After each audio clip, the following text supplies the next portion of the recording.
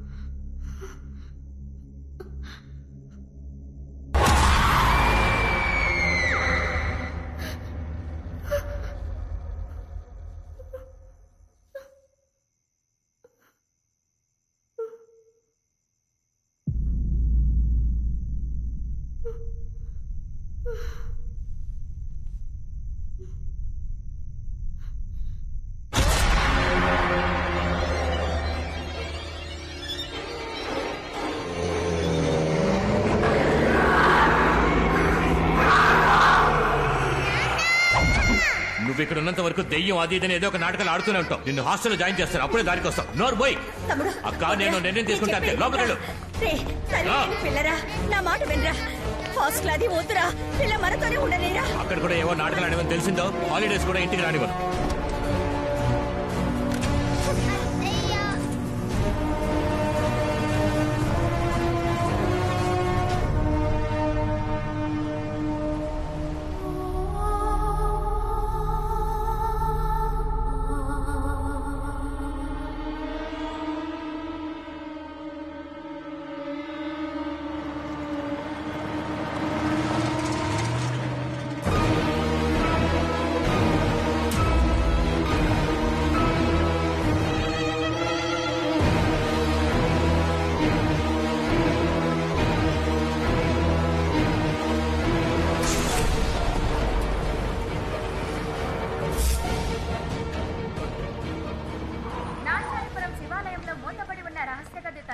వెంటనే తెరవాల్సిందిగా సుప్రీంకోర్టు అవాకైన తీర్పిచ్చింది.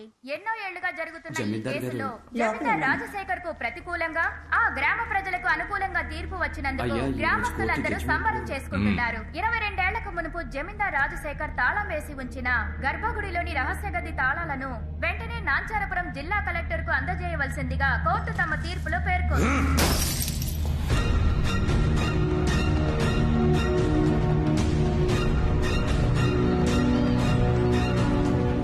నువ్వు గుడికెళ్ళు. అలాగే.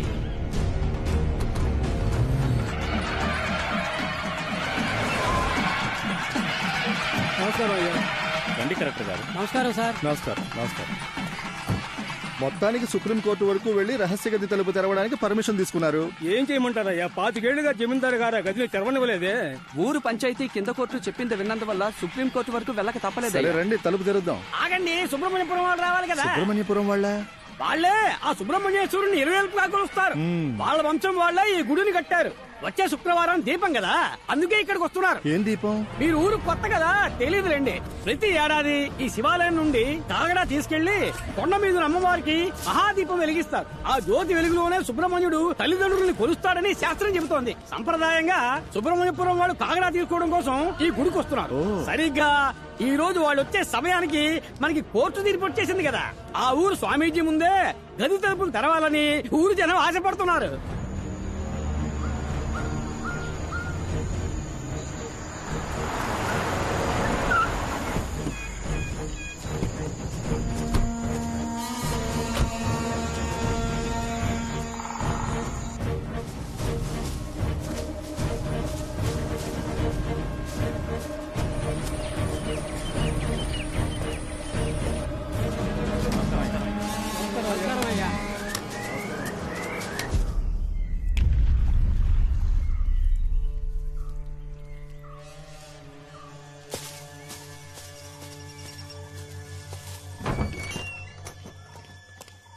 స్వామి, ఏం జరుగుతుందో తెలుసా? తెలుసు.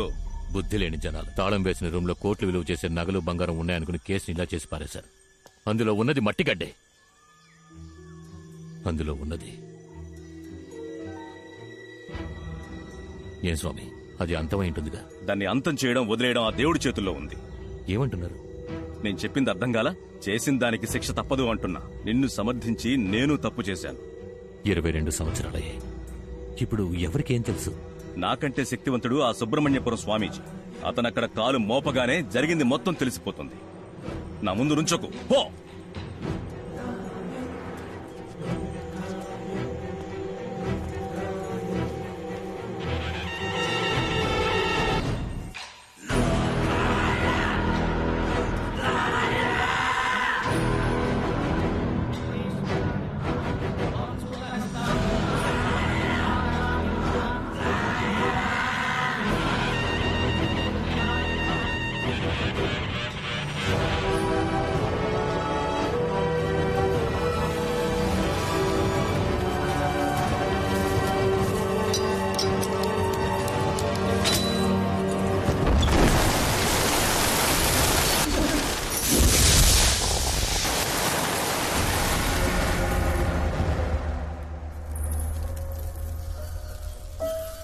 ఈ రూమ్ లో ఏమీ లేదే.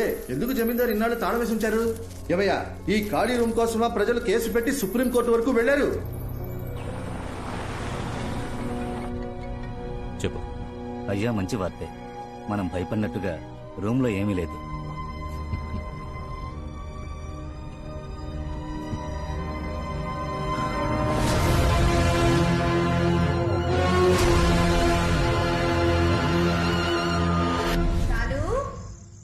ఎక్కడున్నావమ్మా?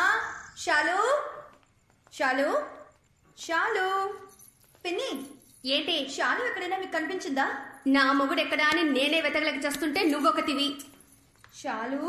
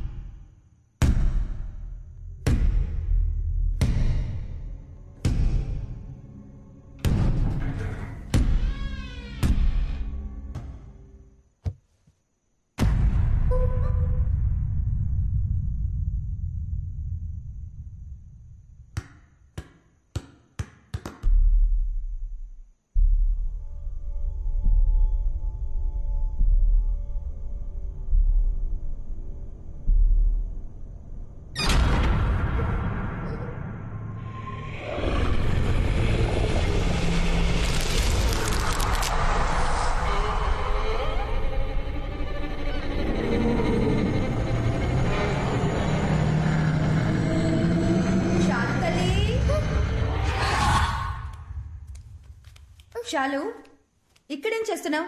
ఈ టేబుల్ కింద దాక్కున్న ఆటలేంటి? నిన్ను ఎంతసేపటి నుంచి వెతుకుతున్నానో తెలుసా? రా, ఫోన్ చేద్దాం. మసు మరణం టప్పు తరుణం అతని పేరే మనకు శరణం మసు ఏంటమ్మది చాలు జాగ్రత్తగా చూసుకోమని చెప్పి నేను నీకేగా అప్పగించి వెళ్ళాను. దానికన్నా నీకు టిక్ టాక్ ముఖ్యమైపోయిందా? వీడియోకి లైక్ పెడతావనుకుంటే నువ్వు ఫోన్ ని కింద పడేస్తున్నావేంటి? నీ కోపం పొగర వల్లేని కట్టుకున్న ముగుడికి డైవర్స్ ఇచ్చేసి ఇక్కడ పిల్లతో ఒంటరిగా కష్టపడుతున్నావు. నువ్వు మాత్రం ఏంటి నీ మొగుడుతో నా ఉన్నా? వాడే నన్ను వదిలేసి పారిపోయాడే. నా రాత బాగోకే నీ పిల్లని చూసుకుంటూ నా తమ్ముడు పచ్చనే ఇలా బతుకుతున్నాను. కానీ నీ మొగుడు సంగతి అలా కాదుగా. మా అల్లుడు బంగారు కొండ. మీ చెల్లెలు నన్ను తరుముకొస్తోంది. ఈ రోజేంటి అరుస్తోందా కరుస్తోందా? అరుస్తూ కర్రతో వస్తుంది. నన్ను ఇరికించొద్దు. ఎక్కడికెళ్ళి చచ్చావు? నువ్వు మాత్రం ఈ రోజు నా చేతికి దొరికావో ఒకే దెబ్బ మళ్ళీ లేకపోతే ఊర్లో అందరి దగ్గర అప్పులు చేసి దానికి వడ్డీ కట్టాలని ఆస్తి అమ్మేశాడు. ఏదో అన్నయ్య కాళ్ళు పట్టుకొని ఇంట్లో మూలుంటాడని తీసుకొస్తే మళ్ళీ కుక్క బుద్ధి చూపిస్తున్నాడు. ఇప్పుడు నా చైన్ కాజేశాడు. దొంగ పంది. ఆయనకి వినిపించిందంటే చాలా ఫీల్ అవుతాడు. మొహం వాడికి సిగ్గు సరం లేదు. తీసుకున్న అప్పుని ఇంకో 4 రోజుల్లో ఆడు తీర్చలేదో నీ కూతుర్లా నేను డైవర్స్ ఇచ్చి పారినొక్తా. అప్పుడే అప్పులోడెవడు వడ్డీ కట్టి గిడ్డి కట్టని ఇంటి ముందు నిల్చోడు. మీ అత్త మామల కుటుంబం రాజకీయాల్లో మునిగి తేలింది. మీ మామగారు పోయాక మీ ఆయనకి అదే పోస్టింగ్ ఇచ్చేశారు. గెలిచి ఎమ్మెల్యే అయిపోతాడని అప్పో సప్పో చేసేశాడు. ఆఖరికి ఓడిపోయాడు. గెలిచే మొహం అది. నేను చెప్పేది సేట్ని ప్రస్తుతం దీంతో అడ్జస్ట్ అవ్వమను. ఏంటి కిట్టిబాబు గారు ఇది? సేటు జుబ్బా కుట్టివ్వమంటే మీరు వట్టి చెడ్డీ కుట్టిస్తే ఎలా? ఇది ఏ మూలకే? మీరు మాత్రం ఇంకో వారంలో ఫుల్ అమౌంట్ సెటిల్ చేయకపోతే సేటు మీ జమీందారు బావగారి మీద కేసు పెడతానంటున్నాడు. ఆయన మీద? అవును, మరి మీకోసం ఆయనే కదా పూచి సంతకం పెట్టింది. ఆయన ఎక్కడ పెట్టాడు రా? ఆయన సంతకం నేనే కదా పెట్టా. అంటే మిమ్మల్ని బొక్కలో తోస్తే జమీందారు గారు జామీన్ ఇవ్వలేరన్నమాట. జమీందార్ జామీన్? ఈ టైంలో ఈ రైమింగ్ ఇప్పుడు అవసరమా? ఏదో ఒక చక్కటి ఐడియా ఇవ్వరా? దీనికి ఒకే ఒక ఐడియా ఉంది. ఏంటి? సేటు గారు ఎప్పటి నుంచో ఈ అంతఃపురం మీద చుట్టూ ఉన్న ఖాళీ స్థలం మీద ఒక కన్నేశారు. జమీందారు గారితో మీరు ఏదో ఒకటి చెప్పి ఈ అంతఃపురాన్ని అమ్మేలా చేస్తే ఇందులో వచ్చే కమిషన్ అమౌంట్ తోనే మీ అప్పు మొత్తం తీర్చేయచ్చు. నేనే వడ్డీకి డబ్బులు లేక ఇల్లరికి పల్లుడుగా వచ్చాను. జమీందారుతో నన్ను చెప్పమంటున్నావే? ఆవిడ్ని మాట్లాడమని చెప్పండి. అది నాతోనే సరిగ్గా మాట్లాడదు. నా తరపున మాట్లాడుతుందా? నీ దగ్గర దాచడం ఎందుకు? పెళ్ళే ఈ ఏడాదితో 15 ఏళ్లు పూర్తవుతున్నాయి. ఇంకా ఫస్ట్ నైటే జరగలేదు. దాన్ని ముట్టుకోవాలంటే నేను అప్పు తెచ్చాలట. అయితే మరి అక్క ఇంకా ఫ్రెష్ గానే ఉన్నారా? చాలు, నువ్వు రాను రాను బాగా అల్లరి చేస్తున్నావు. తినకుండా మానేయడానికి ఏదో ఒక రీజన్ చెప్తూనే ఉన్నావు. ఏమీ లేని ఇంట్లో దెయ్యం ఉంది భూత ఉందని డ్రామాలు ఆడడం స్టాప్ చేయి. లేదంటే నేను హాస్టల్ కి పంపించేస్తాను. ఐడియా. అంతఃపురంలో ఓ ఆత్మ తిరుగుతోందని మనమే పుకారు పుట్టిస్తే అందరూ వెళ్ళిపోతారు. అంతఃపురాన్నప్పుడు ఈజీగా అమ్మేయచ్చుగా. మరి దెయ్యాన్ని ఎలా రప్పిస్తారు? వాణిక్యం, నీ సెల్ ఫోన్ లో నువ్వు సెల్ఫీ తీసుకున్నప్పుడు నీ మొహాన్ని ఎప్పుడు చూసుకోలేదా? ప్లీజ్ నా కోసం నేను చెప్పినప్పుడు దెయ్యం వేషం వేసుకో. నా ప్రాబ్లమ్స్ అన్ని సాల్వ్ అయిపోతాయి. అయ్యో కొత్త ప్రాబ్లం వచ్చింది. నువ్వు వెళ్ళిపో, నేను వెళ్ళిపోతా.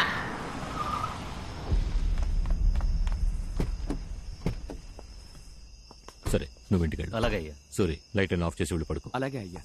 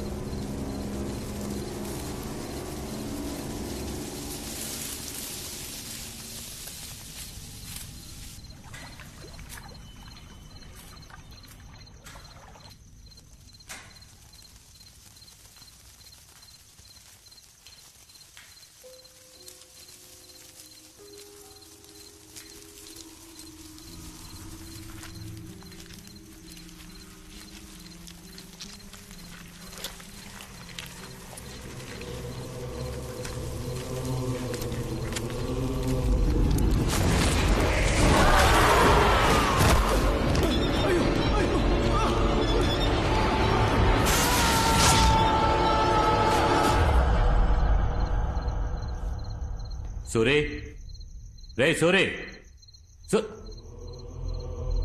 రే వెళ్ళి ఆ జనరేటర్ ఆన్ చేయి. వెళ్ళు. రే సూరి, పిలుస్తుంటే వెళ్ళిపోతున్నాడేంటి? రేయ్ సూరి నిన్నే సూరి రేయ్ ఆగు సూరి ఆగరా